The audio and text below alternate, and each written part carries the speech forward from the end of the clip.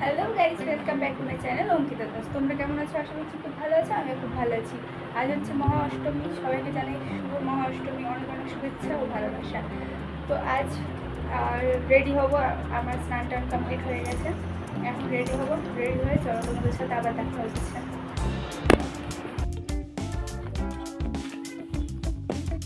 তোমাদের সাথে তো শেয়ার করা হয়নি আমি কি বাজার করেছিলাম। এই শাড়িটা নিয়েছি আর এই চুড়িদারটা নিয়েছি, এবার আর কোনো কিছু নিইনি। আর এই জুয়েলারিগুলো নিয়েছি, এই যে কানেরটা, এই চুড়িটা, আরও একটা কানের আছে, এই যে একটা কানের ভেতরে একটা মালা আছে, এই যে একটা মালা, এটা কানের, এটা মালা, এটা কানের, এটা একটা কিউট সা লিপস্টিক নিয়েছি, একটা ফেয়ার অ্যান্ড লাভলি নিয়েছি, আর একটা জাস্ট সেন্ট, আর কিছুই নিইনি। এবার পুরো সিম্পল বাজার।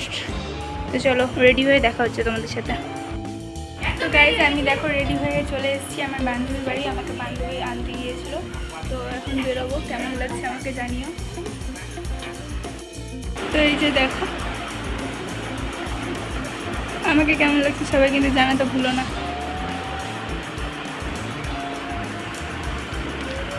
তারপরে দেখো বান্ধবীর বাড়ি থেকে বেরিয়ে একটা দিদির বাড়ি গিয়েছিলাম। ওই দিদিটার সাথে নিয়ে তারপরে দিদি, আমি আর আমার বান্ধবী তিনজন মিলে আমরা ঠাকুর দেখতে বেরিয়ে পড়েছিলাম। তো ওই দিদিদের বাড়ির ওখানকার এটা প্যান্ডেল।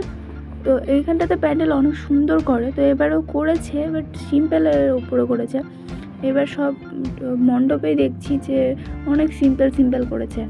আর এটা আমার বান্ধবীদের ওখানকার মণ্ডপ, বেশ ভালোই করেছে সিম্পলের মধ্যে। ঠাকুরটা ছোট্ট দেখে খুব সুন্দর। আর এটা হচ্ছে আমাদের প্যান্ডেলটা, আমি দেখিয়েছিলাম তখন কমপ্লিট হয়নি, এখন কমপ্লিট হয়েছে। কেমন লাগছে জানিও।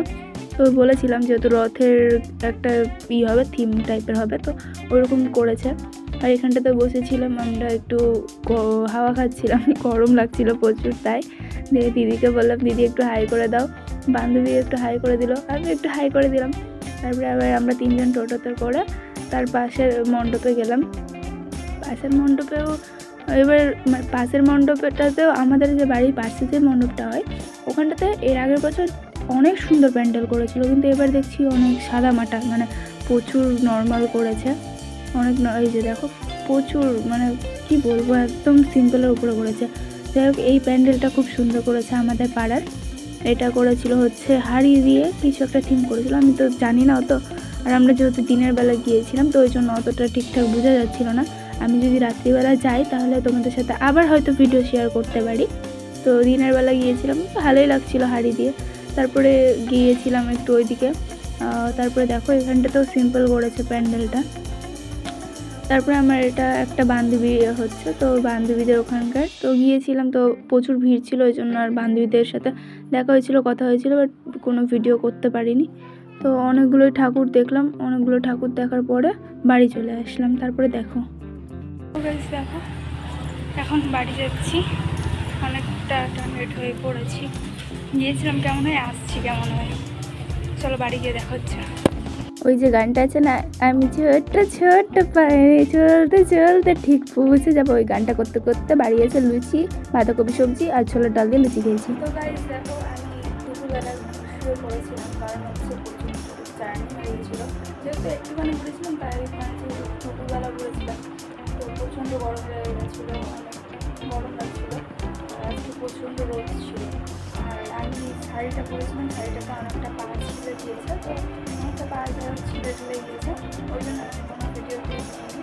আমি খেয়ে দিয়ে তারপর শুয়ে পড়েছিলাম। তো এখন উঠলাম, এখন তো একটু রেডি হলাম। আমার একটা বান্ধবী এসছে, তো বান্ধবীও তো ভিন্ন হয়।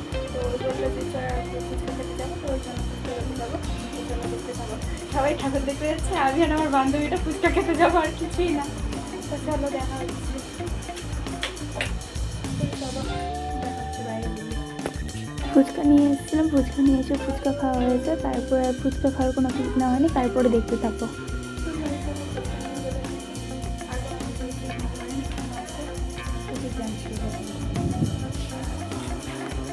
গাইস দেখো আমাকে চুল কার্ল করে দিচ্ছে।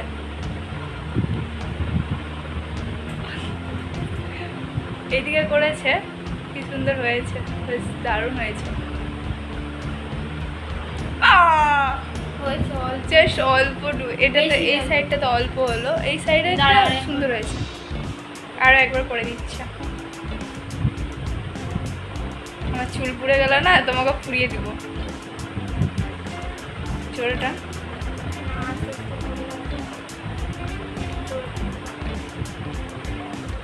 জাস্ট হয়েছে, বেশ ভালোই হয়েছে, হয়েছে দারুণ হয়েছে।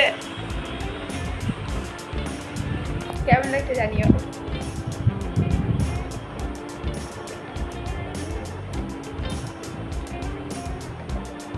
ওয়াও, জীবনেও করি না, ফার্স্ট টাইম করছি এটা। অল্প হলেও এতটুকুটা হলেও স্ট্রেট টাইপের আছে, ওই জন্য করি না।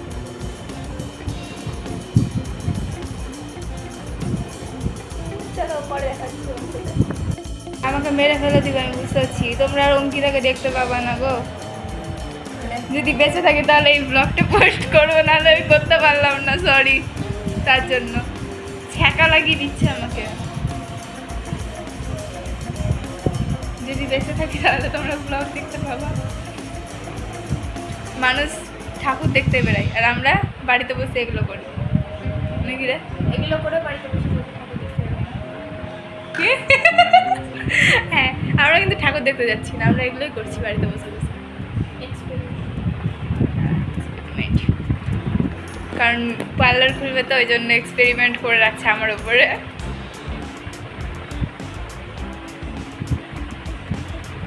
স্ট্রেটটাই ঠিক হচ্ছে, তুই বেকার কার্ল করছিস, স্ট্রেটটাই কর না হতো।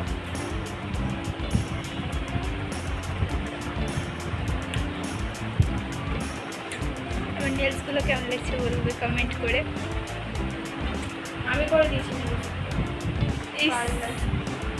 না গাইস, আমি নিজে নিজে লাগিয়েছি। এই যে দেখো কি সুন্দর করে দিল, কিন্তু আমার মনে হচ্ছে স্ট্রেটটাই বেশি মানাচ্ছে কার্লের থেকে। তোমরা একটু বলো তো, স্ট্রেট ভালো লাগছে না কার্ল করে ভালো লাগছে? আমার তো মনে হচ্ছে স্ট্রেটটাই ঠিক আছে। চুল কার্ল করার পর এটা হচ্ছে ফাইনাল রেজাল্ট। কেমন লাগছে সবাই কিন্তু কমেন্ট করে জানিও, ঠিক আছে? এটা ফার্স্ট টাইম করেছিলাম বলতে ও করিয়ে দিচ্ছে, আমাকে জোর করে বসালো, বসিয়ে আমাকে বলছে আয় তোকে আমি কার্ল করে দিব। তো এই দেখো কি সুন্দর করে দিয়েছে।